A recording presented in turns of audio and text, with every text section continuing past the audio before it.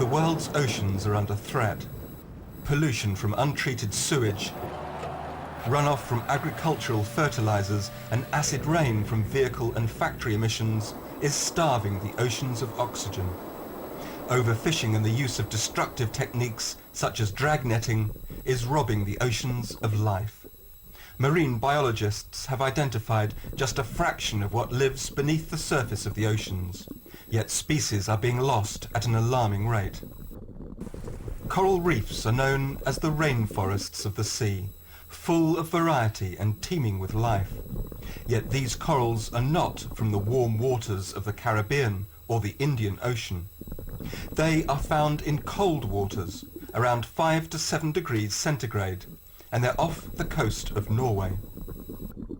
Almost unknown until recently, cold water corals can be found throughout the world and rival their warm water cousins in structural complexity and size.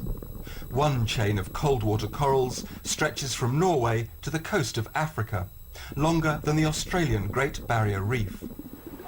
Advances in underwater exploration techniques, such as the use of submersible vehicles, have opened up the deeper ocean waters.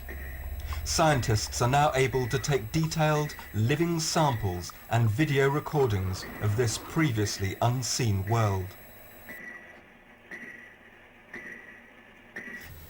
Here we see, for one of the first occasions, a cold water coral reef thriving in the cold northeast Atlantic on the Norwegian shelf. These corals build reefs in total darkness and occur in depths mostly around 400 meters down to 1,300 meter water depths, which is quite unusual for coral reefs to exist. Growing extremely slowly, cold water coral reefs can be up to 8,500 years old and are thought to play a vital role as home and nursery for many predominantly long-lived species. These include a number of fish with high commercial value, such as orange roughy, redfish, Pacific cod, monkfish and ling.